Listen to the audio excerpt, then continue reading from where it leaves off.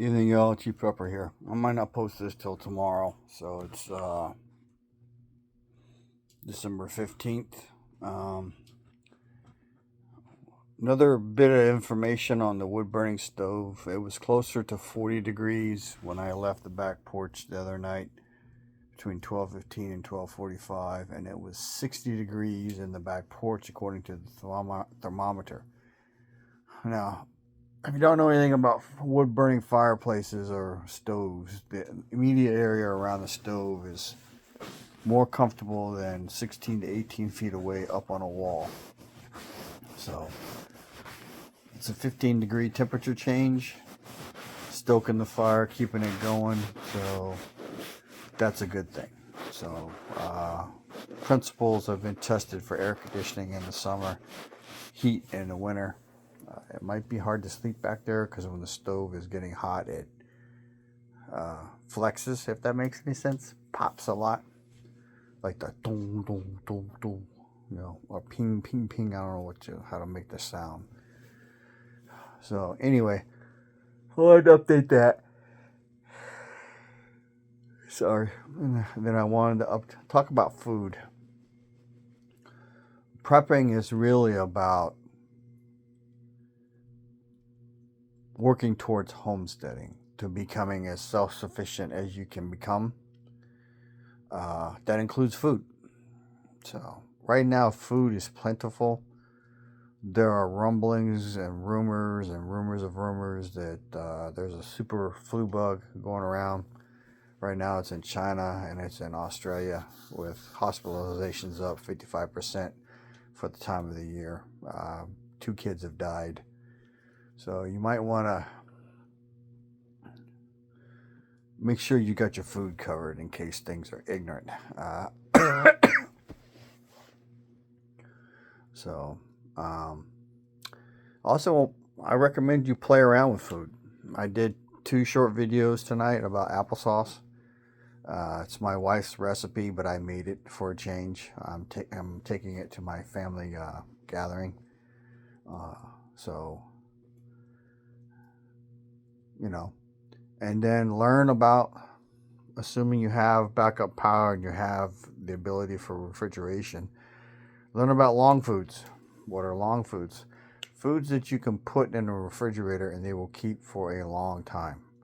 Now, you're going to say, well, what's that, Chief Prepper? Butter is one of them. Chocolate is one of them. I've got M&Ms in my refrigerator that are 3 years old. Opened up a bag of them the other day, poured it in a bowl I keep behind me on the bookshelf, and just fine. Cheese will keep for a long time. Now you got to keep humidity away from them and as little air as you can.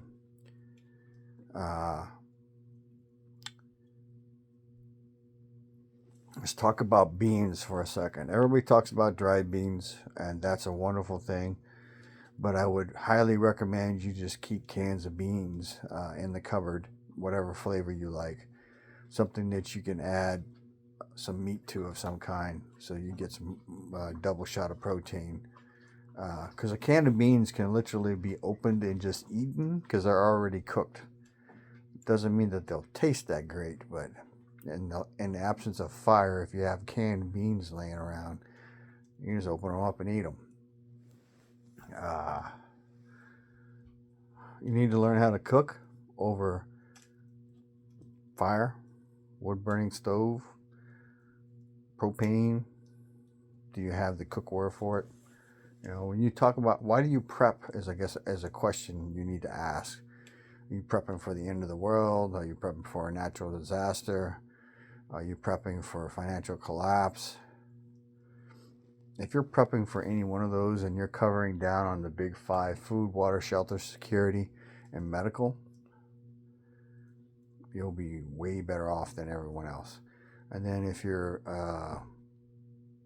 the end of beginning to intermediate advanced prepper and you're covering down on backup fuel, backup power, backup, a room to have cool like I have, a room to have warm like I have, you know, you're ahead. You're better off. Silver and gold are going crazy. You know, up, down, up, down, up, down. So, today was a fireplace day. I went out to 2 places today. Went to the post office and checked mail, picked up a bill, and then took my wife's Jeep in, had the oil changed. I needed to get the 4Runner oil changed as well. So, you know, even if you're off grid and you're very self-sufficient, you're still going to need to interact, because you can't make everything. You can't do everything. You know, you might be able to split wood, make fire, and have a wood burning stove and have cast iron cookware, but do you have oil? Do you have soap? Do you know how to make soap? You know, if you don't, that's a skill that would be very good to have. You know, Travis from the Prepared Homestead talks about this, and other prepping channels talk about this, and Canadian Prepper talks about this. An ounce of effort during peacetime, when times are good, is worth 10 pounds of effort when it's a war zone. You know, if you look at things, I'm not going to call them indicators, just things. Venezuela, Japan, China, Taiwan, Iran, Israel, Russia, Ukraine. There's a lot of indications right now that any one of those or all of those can go hot. There's also indications of something stupid happening here in the U.S. on a mass scale. And if you look at information that's out there, there's rumors that the price of beef is going to double and next year, because the herd it's not where it needs to be. And if you do research, then the Campbell's soup that we all love has been feeding us stuff that we might not want to eat.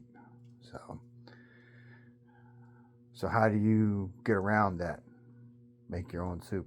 I did a video about soup recently.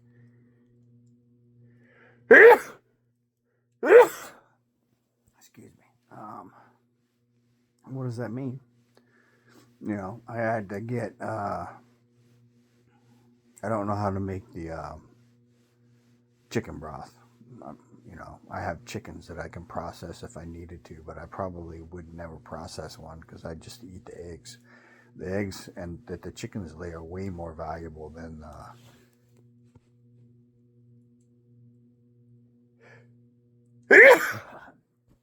eating one chicken. So a whole chicken will feed maybe 6 people, depending on how many of them have big appetites. So if that chicken lays 12 eggs, you know, that's 2 eggs per day. Or, you know, that's an egg a day from one chicken maybe, but it's not enough. But, you know, how do you prepare for that? I currently have 15 hens and 2 roosters. And, you know, during the summertime when there's lots of sunlight, I have gotten as many as 13 eggs in one day. You know, this whole year was weird with the chickens. So they were acting weird. They'd lay and then they go into sitting on eggs. Hatched some baby chicks. Both the baby chicks that survived got killed by one of my dogs because they got out of the fucking chicken run, and you know, because they're stupid. The older chickens know not to come out of the run when the door is closed. When I leave the door open, my dogs are locked up, and I let them out in the yard and exercise. Are you working on transportation modes? You know, for the big ugly, you know, if there's nuclear, EMP, or, you know, excuse me, CME type thing, you know. That's what that Dodge Dart is, and my wife's old truck, both points and condensers, in theory, if I get them both the dart run, and then they both should be drivable, assuming we have gas. All right. Do you have bicycles? You know, basically, if things go really, really, really bad, your range of movement will go from whatever you're driving every day to within 5 to 10 miles. You just won't go any further than that. It's too dangerous, and it's, whatever you're going after isn't worth the risk. So, I am an advocate and a fan of Jason Medical. I'm not paid, but I have used them, and I have some stuff on hand. Security, guns, bullets, bow and arrow, anything where you can kill something at a distance and not up close is better. Are you working on your physical fitness? I am not a small guy. I'm tall and I'm starting to get round. So the pies this year is putting a whooping on my midsection. So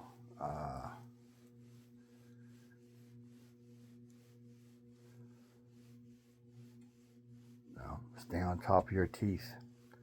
I got to call and make an appointment. I'm getting enrolled in the VA healthcare and see if I can get in.